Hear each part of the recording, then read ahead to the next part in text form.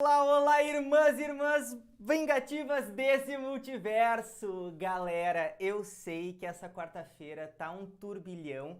É a quarta-feira de estreia de Homem-Aranha Sem Volta pra Casa, então assim, vocês já veem que eu tô uniformizado aqui, não dá pra falar sobre outra coisa.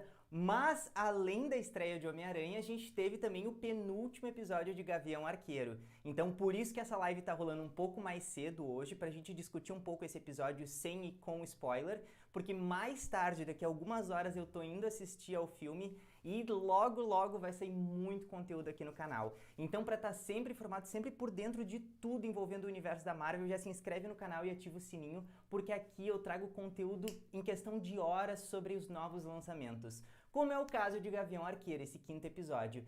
E pode parecer muito repetitivo, mas eu tenho que dizer pra vocês que sim, essa série, ela dentre todas as séries que a Marvel lançou em 2021, é a série mais coesa, mais bem estruturada do universo da Marvel agora no streaming. Isso porque ela conseguiu construir muito bem a narrativa, focando em cada um dos personagens. Como eu disse, os dois primeiros episódios são super focados na Kate Bishop, o terceiro episódio é no Clint, o quarto já é bem equilibrado e esse de novo. A gente começa o episódio muito focado na Kate, eu até achei, vão focar de novo nela e vão deixar o Clint de lado. E não, na verdade o episódio consegue equilibrar de uma forma muito natural e muito fluida. Então, realmente essa série ela tá conseguindo trabalhar tanto com a introdução da personagem da Kate Bishop, quanto com esse fechamento de arco do Gavião Arqueiro, do Clint Barton. E isso está sendo fantástico. Principalmente pelo fato de que agora a gente consegue ver o Clint Barton como um personagem que a gente se importa ainda mais. Isso é uma coisa que eu particularmente sempre gostei do personagem, apesar de não dar uma super atenção para esse personagem, eu gostava dele, achava ele um personagem interessante, principalmente pelo lado humano, mas isso nunca tinha sido abordado. E agora, finalmente com a série dele, a gente está vendo um lado muito mais humano, muito mais sentimental. Esse episódio ele consegue trazer uma coisa que eu já tinha comentado no episódio anterior, que é uma emoção do personagem, e o Jeremy Renner, eu acho que ele consegue mostrar muito bem essa emoção, mas também de uma forma que não fica lá no 100%. Mas isso não é um problema. O que eu acho é que o personagem, ele justamente é um personagem que ele nunca pôde expressar as emoções dele, nunca pôde abrir o coração para o que ele estava sentindo, e aí por isso ele acaba se tornando um personagem mais sisudo, menos emotivo. E isso eu acho que o Jeremy Renner entrega muito bem. No episódio anterior ele entregou e hoje de novo. No momento quando eles falam sobre a Natasha, quando eles comentam a vida dela, assim, que não é um spoiler, a gente já sabe que tem uma questão com ele ali. Mas todo esse momento dele, eu acho que isso mostra esse lado humano, de que ele se importa com o que aconteceu, ele se importa com as coisas, mas ele não consegue demonstrar. Então, eu particularmente achei fantástico. É um episódio, de novo, que ele traz uns diálogos, mas em nenhum momento os diálogos eles são cansativos, porque justamente a dinâmica de personagens funciona muito bem. Então, a gente tem ali uma cena que eu vou falar na parte com spoiler, mas que é uma cena que ela é totalmente baseada no diálogo entre duas personagens importantes. E ele podia soar bastante cansativo, porque, enfim, é só bater texto, mas ele consegue trazer justamente essa dinâmica dos personagens com uma força, assim, que faz com que a gente se interesse pelo que elas estão falando, e é um diálogo super importante para a série, e talvez até para o universo da Marvel, tá? Eu acho que ele tem uma coisa ali bem... Ele não fica isolado, aquele diálogo que elas têm não fica isolado apenas dentro da série, mas ele pode se expandir para o resto do universo. E a ação nesse episódio, de novo, é uma ação muito bem coreografada. A série consegue trabalhar tanto com essa coisa do terreno, do urbano, que funciona muito bem e é muito legal, assim. Eu acho que a série ela não precisa se debruçar em raio azul, em magia, em outras coisas que existem no universo da Marvel. Ele consegue muito bem se basear no movimento urbano, né, com a máfia, com os personagens do Clint e da Kate, e a personagem que, assim, não é mais desculpa, mas não é mais um spoiler, porque ela já está dentro do universo ali, a gente já sabia que ela ia aparecer, eu já falo sobre ela há um tempo, que é Yelena Belova, né? A gente sabe que ela tá aí, ela já tinha sido confirmada e já tinha aparecido antes, então acho que agora já no quinto episódio já não dá mais pra dizer que isso é um spoiler, porque ela já apareceu mais anteriormente. Mas, e quem tá acompanhando aqui pode estar seguindo esse flow, né? Mas eu acho que a participação dela traz esse antagonismo e, cara, funcionou muito bem encaixar ela com todo o universo da Marvel que tinha sido construído antes. Vocês estão me vendo? Aqui tá dizendo que caiu a conexão. Vocês estão me vendo, será? Bom, vamos continuar e aí acho que tá rolando. Mas enfim, então, eu acho que, de novo, ela traz um antagonismo muito legal. A Echo é outra personagem incrível, que, de novo, ela tá sendo muito bem introduzida aqui. E ela tem um certo destaque, ela tem um certo foco, mas ela não é o centro das atenções. Isso é muito legal, porque isso justamente traz essa personagem pro universo da Marvel de uma forma muito, muito natural. Vamos ver o chat. Tenho que me atualizar. Lara, tem que se atualizar. Essa série, cara, eu tenho que dizer que essa sim é uma série que, pra quem não conhece o universo da Marvel, ela é uma série que vai funcionar, tá? Ela tem as conexões, ela é importante de conhecer o passado da Marvel, mas tem coisas assim que ela é muito mais fluida pro futuro em si. Então isso é muito legal também. Então, eu acho uma pena, eu retomo o que eu falei já em algumas lives anteriores, que eu acho uma pena essa série estar sendo lançada em dezembro. Claro, a temática natalina é muito legal para reunir a família para assistir a série, mas é muito complicado porque agora, que nem eu disse, hoje é o lançamento de Homem-Aranha. Ninguém vai assistir o episódio, uma galera no YouTube não vai fazer live por causa do Homem-Aranha, e eu decidi fazer, mesmo assim, para deixar aqui, pra gente continuar esse ritmo bacana, porque é uma série que eu realmente recomendo, eu acho que ela tá funcionando muito bem pra Marvel como um todo. Então, vou defender essa série, mesmo que a galera não tá muito no hype.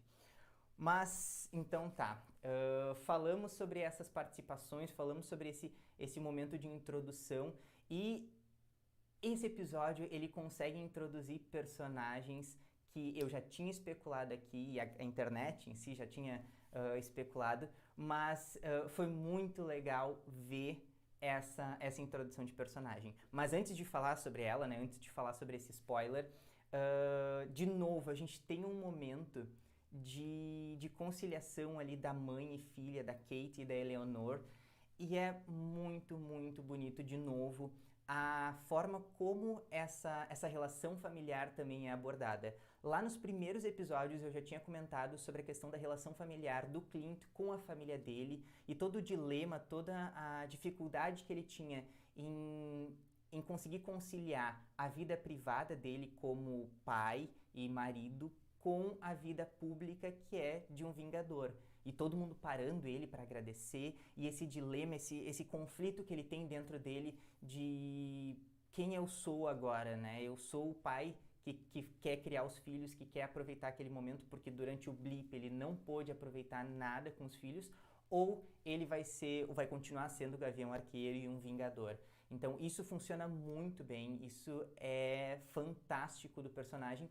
E a Kate Bishop traz esse traço também, e isso é muito legal porque quando a gente via nos trailers assim a aparição da mãe dela, eu achei que a mãe dela seria só uma personagem assim de lado, que ia estar ali só pra não dizer que a Kate Bishop é sozinha e tudo, mas ela tem uma participação, ela tem um vínculo afetivo com a filha muito legal.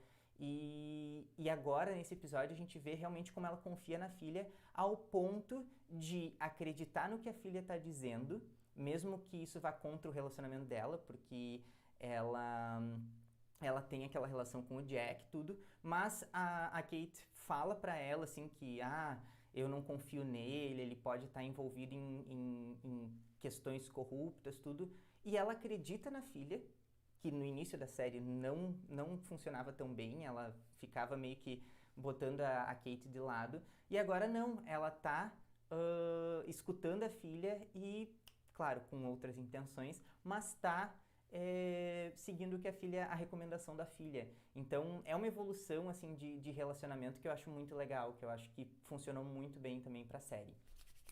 Beleza? E aí agora vamos falar um pouquinho sobre alguns spoilers, algumas coisas. Então, aqui não dá pra subir o selinho de spoiler, mas lembrando que agora vão vir alguns spoilers, então se vocês se importam, não vai exatamente, eu acho que o último spoiler eu vou dizer qual é, quando eu for falar sobre ele, porque aí eu acho que sim, é um spoiler muito grande, mas os demais são coisas mais envolvendo ali a trama.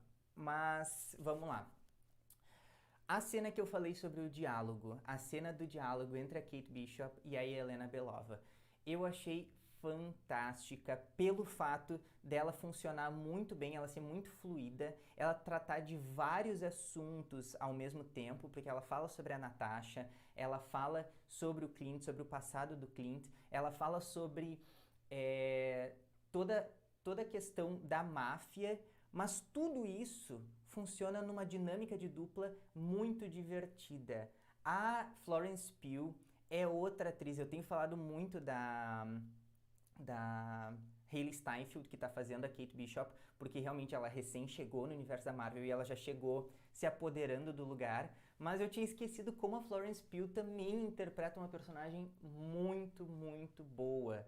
E ela é boa não porque a personagem em si é interessante, mas a Florence Pugh consegue trazer uma diversão para dentro da interpretação dela que é muito legal de assistir. E aí tu bota essas duas personagens que são jovens, são muito descontraídas, coloca elas juntas para ter uma discussão, apesar de que a Kate ali ela tá, né, bem receosa, ela tá bem vamos dizer assim, ela não está muito confiante em conversar com a Yelena, mas elas conseguem criar uma vibe assim muito divertida enquanto elas estão falando de assuntos que são sérios, que são importantes. Então, eu achei muito legal.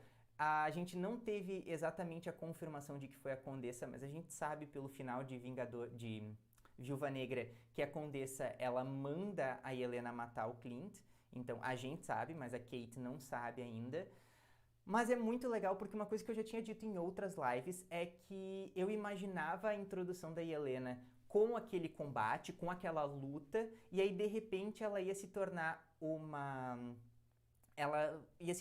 aliada do Clint Barton através de um diálogo com a Kate. Eu já tinha dito isso em outra live e isso se concretizou, isso foi muito legal. Porque a Yelena, ela percebe um potencial na Kate, ela percebe que a Kate é uma combatente com força, agilidade, com uma esperteza, assim, admirável, mas ela não quer lutar contra a Kate, ela não tá ali para matar, como ela disse, ela não tá ali para matar a Kate Bishop. Ela tá ali para extrair informações e, quem sabe, criar uma aliada. A minha sensação foi essa, ela tá ali muito mais para conseguir uma nova aliada, que é a Kate Bishop, do que propriamente atacar ela. Isso é muito legal, isso funciona muito bem, porque as especulações que se diz é que nós teremos os Jovens Vingadores. Eu já tinha especulado também sobre a questão da Florence Pugh, da Yelena, se tornar, na verdade, uma Vingador Sombrio, Thunderbolts, alguma outra equipe da Marvel. Mas aqui a gente vê que ela talvez se torne uma jovem vingadora, assim como a Kate Bishop. Não sei, não tenho certeza dessa informação, mas a interação delas foi formidável. Foi, assim, uma das melhores partes do episódio, com certeza, foi essa interação delas. E toda essa parte de sair de um momento mais descontraído para que no final da conversa o caldo engrosse, que a coisa fique realmente muito séria, ao ponto da Yelena dizer, ó, tu não atravessa o meu caminho. Deixou muito claro. E Yelena Belova, a gente sabe como é que é, né? Yelena Belova, ela é casca grossa, entendeu? Então eu não me meteria nisso. Mas, enfim, acho que esse momento foi muito legal. E a luta entre o Clint e a Echo, ele utilizando o uniforme do Ronin, também foi muito muito legal e muito significativa, principalmente por todo o momento que eles têm de linguagem de sinais, da comunicação deles pela linguagem de sinais. Isso foi incrível, foi muito legal e eu acho que essa série ela traz um ar, assim como Eternos já tinha trazido, assim como... Não foi só foi Eternos, agora o último, assim, mas como e Shang-Chi, que ele traz a questão étnica, né? Isso mostra que o universo da Marvel está se expandindo para horizontes que sempre existiram, que sempre estiveram aqui, mas nunca foram representados nas telas. E isso é fantástico. Ter uma personagem surda e os diálogos dela serem baseados na língua de sinais é incrível. Isso é demais, assim. Então, essa cena, de novo, assim, me chamou muita atenção, me deixou muito contente com a série, porque mostra que a série não simplesmente joga uma coisa e deixa lá. Aquilo dali tem peso, aquilo dali tem continuidade, como é a presença da Echo. E eu tô bem curioso para ver como é que vai ser a série dela, a série solo. Mas enfim, e aí vamos pro último spoiler, que é um spoiler... eu acho que é o maior spoiler. Eu já tinha especulado aqui no canal, então é uma confirmação. Se vocês estão acompanhando os vídeos, se vocês estão acompanhando a série, vocês sabem que isso, na verdade, era uma coisa que a gente já estava premeditando, mas que agora eu posso dizer que sim, é real. E não é à toa que esse episódio aqui, o quinto episódio que introduz esse personagem, saiu no mesmo dia que Homem-Aranha Sem Volta para Casa. Porque o Homem-Aranha tá falando sobre multiverso, o Homem-Aranha é sobre multiverso, e a gente tem um personagem que estava especulado para sair em Homem-Aranha Sem Volta para Casa, lembrando que aqui tem spoiler, tá? Mas que estava especulado para sair em Homem-Aranha, que é o Matt Murdock, que é o Demolidor da Netflix. Eu ainda não assisti, daqui a algumas horas eu vou assistir, eu vou poder confirmar isso para vocês. Mas assim, multiverso, especulação de Matt Murdock. E aí, nesse episódio, spoiler, nesse episódio a gente vê o rei do crime ali, e é o mesmo ator, o Vincent D'Onofrio, interpretando o mesmo personagem, que era um personagem da Netflix, agora no universo da Marvel. Cara, a cabeça explodiu, mas explodiu assim, estraçalhou. Foi incrível. Porque, assim, é um detalhe. E no meio, num trecho do episódio, eu acho que é a Helena, ela fala sobre um chefe que é... Não, foi a Helena ou foi a Echo? Agora eu não me lembro. Mas teve uma personagem que falou sobre um chefe grande, né? Eu sei que tem na linha de diálogo, eles usam o termo grande. E foi muito, muito, assim... Iam plantar só aquela sementinha e iam deixar pro último episódio. E não, essa série ela consegue criar cliffhangers, ela consegue criar os ganchos pro episódio seguinte muito bem, ao ponto de que o último momento desse episódio foi a Kate mostrando a foto pro Clint da mãe dela, o que seria o foco da cena, porque o foco é falar que a Eleanor, na verdade, está envolvida com o crime organizado, né, com a gangue dos agasalhos. Só que não tá só a Eleanor ali. Tá o rei do crime! Ele tá na foto, com o terno branco, aquele clássico. Ele tá ali e tá confirmado. E assim, Gavião Arqueiro, o diretor confirmou logo que a série estreou que Gavião Arqueiro ia se passar 2 anos depois do blip, do retorno pelo estalo do Hulk. E Homem-Aranha, assim, Homem-Aranha Longe de Casa se passa 6 meses depois. E Homem-Aranha Sem Volta para Casa se passa, é a continuidade de Homem-Aranha... Homem-Aranha Sem Volta para Casa é a continuidade de Homem-Aranha Longe de Casa. Ou seja, cara, Homem-Aranha Sem Volta para Casa literalmente mudou o rumo do universo da Marvel. Eu não assisti esse filme ainda, daqui a algumas horas eu vou assistir, mas ele mudou o rumo do universo da Marvel. A gente sabe que sim, o momento do Loki também é importante, e hoje eu vou descobrir no filme se realmente o momento ali do Loki, da ramificação do universo, do multiverso, foi o que desencadeou talvez um erro do Doutor Estranho. Eu vou descobrir isso hoje. Mas, Cara, foi um momento assim, ó. Hoje, esse dia de hoje, 15 de dezembro, é um dia de explosão de cabeça, é um dia de enlouquecer, entendeu? É um dia que assim, ó,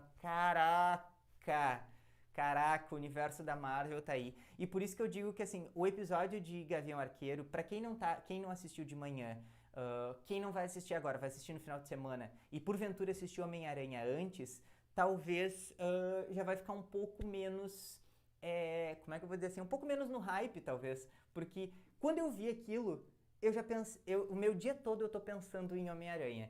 E aí eu vejo aquela cena, eu vejo a foto do Vincent D'Onofrio como o rei do crime. Caraca, eu tô assim, ó, meu Deus do céu.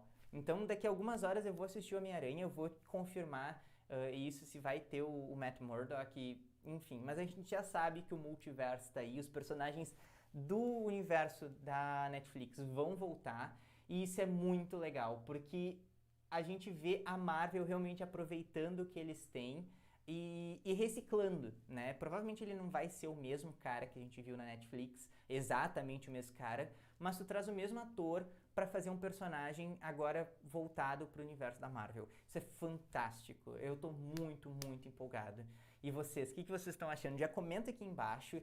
Se vocês estão assistindo isso gravado depois e já assistiram Homem-Aranha, não assistiram. Gente, assim, ó, cara, que série, que momento do universo da Marvel, assim, né, me perdi aqui. Valeu, galera. Então, por hoje é isso, porque, enfim, decidi fazer essa live mais cedo para justamente não ia ter condições depois de assistir Homem-Aranha. Eu precisava fazer do Gavião Arqueiro para depois fazer alguma coisa sobre Homem-Aranha.